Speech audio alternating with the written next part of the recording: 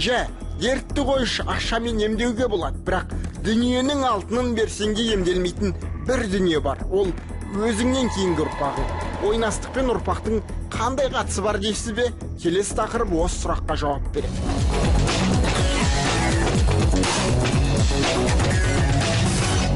1941 жыл Германия немістің Йозеф Менгеле дейтін дәрігері концлагердегі тұтқындарға түрлі тәжірибе жасап жатқан кез еді бұл. Не керек, осы жылдың қыркүйек айында Менгеленің зертханасына Ресейден алғашқы тұтқындар келеді. Тең жартысы қыз келіншек екен. Дәрігер оларды тәжірибе алаңына әкеп, біртіндеп зерттеп көре бастайды. Көрген бойда бірден Гитлерге суыт хат жазады. Менің фюрерім, Кеңес одағымен соғыс ұзаққа созылуы мүмкін. Бұл халықты жеңгеннің өзінде оларды бағындыру оңай шаруа болмайтынға ұқсайды. Себебі тұтқынға түскен орыс қыздарының түгелдейі бейкүнә. Архивтерді ақтара жүріп, Йозеф Менгеленің әлгі бір хатын қолымызға түсірдік, оқыдық, іле таң қалдық. Қызның абыройын сақтаған елді жеңу неге қиын болу керек? Қыз пәктігімен соғыстың не қатысы бар деп ойландық. Кейін түсіндік. Қарапайым ғана бір мысал келтірейін. Көршінің қызы ибалы, инабатты. Сол қызға бәзбіреулер келіп балағаттап жатса, түртіп жатса, сіз не істейсіз? Тұрасыз да әлгілердің ортасына қойып кетесіз. Бұл ісіңізді мақтауға болады. Ал енді жағдай керісінше болса, әлгі қыз кім көрінгенмен ыржалақтасып тұратын болса, суыт жүрісінен де хабарыңыз бар. Ол кезде не істейсіз? Ұрып жатса әлгі қызды. Оқталып барасыз да, өзіне де сол керек деп өте шығасыз. Бұл ісіңізді мақтай алмаймын, бірақ ақтауға болады енді. Енді көрші қолаңға қараңыз, сыныптас әріптес қыз келіншектерге қараңыз, қайсысына көмекке ұмтыласыз, қайсысының қасынан өте шығасыз. Мойындаңызшы, сіз жанынан өте шығатындардың қарасы көп, ең өкініштісі, осындай жанынан өте шығуға лайық қыздар көбейіп кеткенде, ел болудан қалады.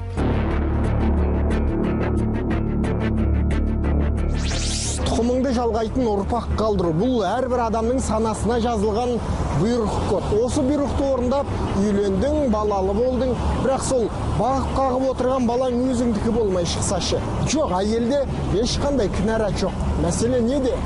Ойланып көрш, некеге дейін өзің, әйелің пәк болдыңдар ма? Бұлай неге сұрақ қойғанымды қазір түсіндіріп береміз.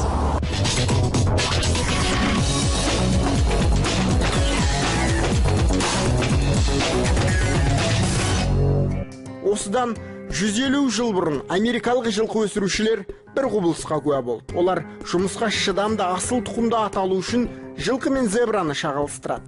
Бірақ еркек зебрада, ұрғашы зебрада рухтанбай тәжірибе сәтсіз өтеді. Осыдан кейін мамандар бұл туралы мүлдем ұмытып кетті. Тек арада біраз жыл өткен соң қара ала құлындар туыла бастағанда тәжірибе еске түседі. Олар нағыз асыл тұқымды жылқылар еді. Доказано фактами. Ғалымдарды қатты таңғалдырған бұл құбылыс телегония деп аталады. Телегония сөзі гректің теле алыс және гони туылу деген екі сөзінен құралған. Яғни әйелдің бұрын жыныстық қатынасқа түскен ерлері оның жатырына өзінің генетикалық ақпараттарын қалдырып кетеді. Әйел туған баланың барлығында әлгі кісілердің бір бөлшегі жүреді. Чарльз Дарвиннің, Феликс Ладентек сынды ғалымдардың жасаған тәжірибелері бұл феноменді одан сайын растай түседі. Ладентек өзінің телегония немесе алғашқы еркектің әсері деген кітабын жазу барысында жан-жануардан бастап адамға дейін тәжірибе жасаған екен. Бұл ғалым әуелі төбетке тәжірибе жасаған. Сол кезде кәсіпқой ит асыраушылармен пікірлеседі. Олар асыл тұқымды қаншық көшедегі итпен байланысқа түссе, тіпті күшіктемегеннің өзінде одан текті төбет күтуге болмайды дегенді айтады. Ладентектің тәжірибесі бұл айтылғанды растады.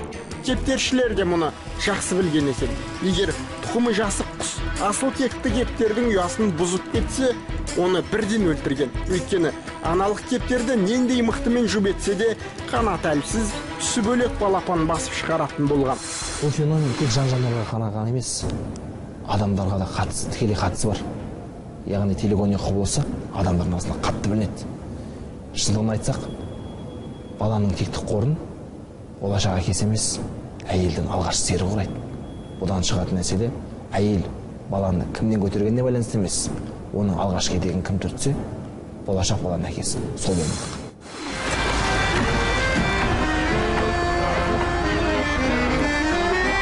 телегония қасіретін практика жүзінде бұқаралық сипатта ең алғаш рет КСРО жұрты тартып еді. Мәселен, 85 жылы 12-ші халықаралық студенттер фестивалі өтті. Әлемнің көптеген елдерінен жастар келді. Қыдырды, күлді, ойнады, кетті. Бірер жылдан соң Мәскеуде оқыған студент қыздар тұрмысқа шықты. Осы жерден мәселе шықты. Олар өздерінің аппақ күйеулеріне, әкесіне де, шешесіне де ұқсамайтын қап-қара бала туып беруі жиілеп кетті. Ой, мамочки, ой. Бұл хромосомалық сақиналардың мутацияға ұшыраған болып жатады. Қазірде сүтті ұйыған отбасының берекесін некеге дейінгі ойнастықтар бұзып жатыр. Қанша жасыруға тырысса да, некеге дейінгі жеңіл жүрісті ойнастықтар заңды күйеулеріне солардың жемісін беруде. Солардан бізде наркоман, қыз-теке, психикасы бұзылған балалар туылуда.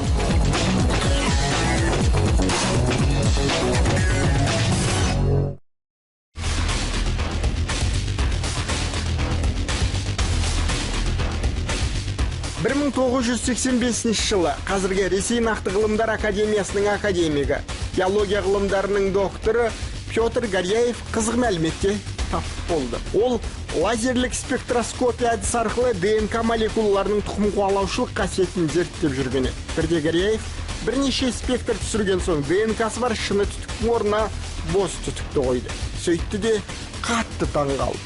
Она способна записать все. Бос түтіктегі спектрлер алдыңғысына қатты ұқсайтын болып шықты. Тек сигналдың күші әлсіздеу. Қайтадан ДНК іздері қалған ыдысқа бос түтікті салдым. Мұнда да солай.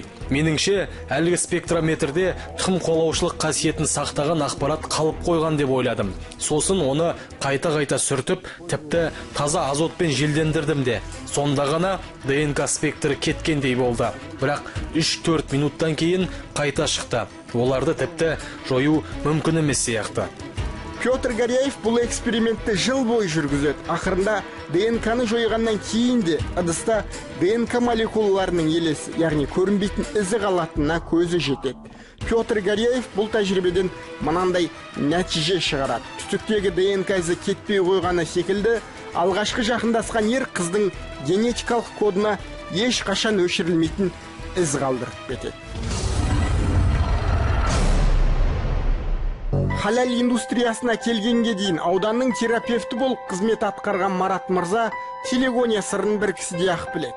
Дәрігерлік етіп жүргенімде бір келіншектің жылап келгені бар деп бір оқиғаны баяндап берді бізге. Әлгі әйел баласы өз таңғалады. Күйеуінің басқа жүріс қылған. Енді күйеу ана бала менікі емес деп әңгіме шығарып жатыр. Сонымен ортада қиыншылық туа бастағаннан кейін ол сол генетикалық тексеріске барайын деп отыр. Бірақ өзі таңғалады. Қызығы дейді, ол генетика деп мүмкін даже менің жағыма жасап берер дейді. Но бірақ бір мәселесі дейді, арасында да менің күйеуім емес, ана жігіттің толық мінез құлқы түріне дейін соған аумайды дейді. Марат ағаның айтқан бұл оқиғасын ғылым тілінде былай түсіндіруге болады. Ғалымдар қазір әкені екіге бөліп жүр. Биологиялық және генетикалық әке деп. Биологиялық дегені түсінікті. Шатырға ұрғын құйған кісіні айтамыз. Ал генетикалық деп қыздың бетін алғашқы болып ашқан адамды айтады екен. Бұл кісі бүкіл ақпаратын әйел жатырында қалдырып кететін репортаж барысында бірнеше рет айтты. Не керек, бала туылады, биологиялық әкесіне түр әлпеті қатты ұқсайды, ал болмыс бітімі, мінезі генетикалық әкеге тартып кетеді. Телегония қыз бен жігітті некесі жақындаспауға шақырады. Ал бұл ұран бәзбіреулердің шамбайына батып кеткен секілді. Сол себепті де олар телегония теориясын жоққа шығарғысы келеді. Бұлардың қолында алапат әсер ету құралдары бар. Сол ақпарат таратушы газет журналдар арқылы көптеген зерттеу мен тәжірибелердің нәтижесін алға тартып, телегония сандырақ, ол өзіңді, өз қалауыңды сыйламау дегенді айтып жатыр, айтқызып жатыр. Ондайға барма деп айтқанға ол бәрібір тыңдамай көтерді. Интернетте бар, неше түрлі кино да бар, оның бәрін жауып тастауға болмайды. Сондықтан біз балаларға ойлап тастап осы жағдайға келмес үшін менің ойымша бүгінгі күні мектепте 12 жастағы балаларға сабақ өткізу керек, валиология деген. Жаңағы былай айтқанда балаларға жыныстық қатынас деген қандай, жаңағы қандай безопасный болу керек, контрацептив деген қалай оны пайдалану керек дегенде біз соны жасауымыз керек. Бұл ұсынысқа ұлттық спорттың тізгінін ұстаған Бекболат Тілеухан түбегейлі қарсы. Валеология жыныстық өмірді тәптіштеп түсіндіретін сабақтар төсектің дәмін татып қалған сыныптағы бір-екі оқушыға пайдалы шығар, опық жеп қалмауға, сақтануға себеп болатын шығар. Бірақ өмірінде жыныстық қатынас туралы ойланбаған басқа 20 балаға бұл пән жаман ой салады дейді ол. Бір жай ғана бір қараңыз. Бір сыныптың ішінде балалар отыр. Мен жерде қыз бала отыр, менің қызым отыр, мен жерде ұл бала отыр. Қыздың әке-шешесі ретінде мысалы қандай ауыр нәрсе. Енді сол балаға да бұл абырой апаратын нәрсе емес. Келді, осындай нәрсе болады, осындай жыныстық қатынас дейтін болады, сол кезде осындай мүше қап деген нәрсені айтқан кезде шайтан түртеді қыз баланы. Ол баланы да солай істейді. Осыны көріп жүрсе қайтады дейді. Валеология пән арқылы қыз баланың ерте жастан жүкті болып қалуының алдын алатын да шығармыз, бірақ қыз абыройын қорғауға шақырмайды бұл сабақ.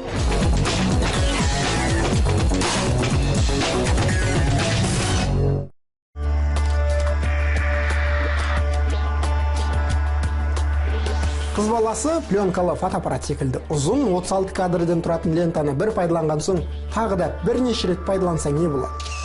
Бір бейненің үстіне екінші бейне келіп түседі, үшінші бейне келіп түседі. Мұны сурет күйінде шығарсаң не көресің? Быжырлаған бұжыр бір фотоны ғана көресің. Жеңіл жүрісті әйелдердікі де дәл сондай. Енді мұны қыз бен жігіт білуі керек пе?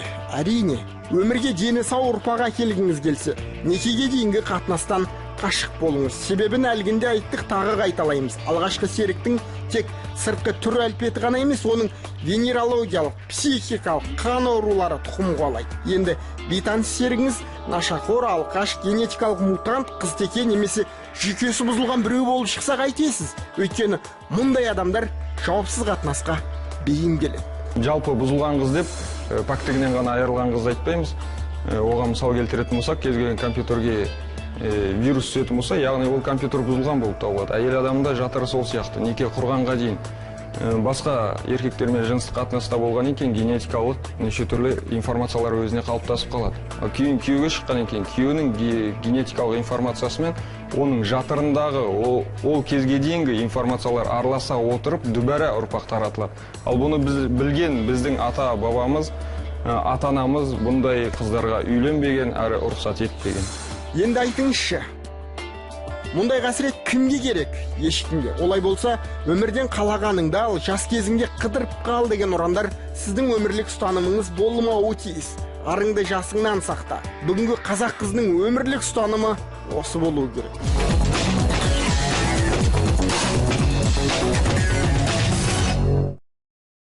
Егер кімде-кім телегония заңын бұзған үшін тек қыздарды жауапкершілікке тарту керек десе, қатты қателеседі.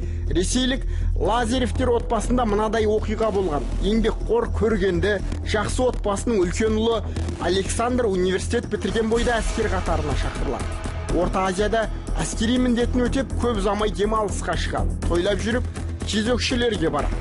Қауіпті ауру жұқтырмағанымен оны телегония сыны күтіп тұрады. Ресей газеттері бұл отбасы жайлы 95 жылдары жарыса жазды. Себебі бұлардан туылған ұрпақ не әкесіне, не анасына ұқсамай туылды. Армиядан келген жігіт әйелінен кінәнің бәрін әйелінен іздеді. Негізінде бұл еркек сол армияда жүргенде басқа жезөкшелермен өзінің болғандығын ұқпады. Яғни бұл жігіттің өзі жезөкшенің генетикалық информациясын өзінің әйелінің жатырына келіп қойған болатын. Сонда осы екеуден туылған ұрпақтың түрі қандай болған? Азиаттық болып туылған. Бойы талтақ, көзі қыси, ал бұл облыста ондай ұрпақ, бұл облыста ондай азиаттық түр болмаған. Жатырға енгенде ер мүшесі әйелдің бүкіл ақпаратын өзіне көшіреді. Бал толы бөшкіге қасықты салып қайталсаң, бал қалып қоятын секілді нәрсе бұл. Мың неше рет жуу, бұл көмектеспейді. Петр Горяевтің тәжірибесі есіңізде шығар.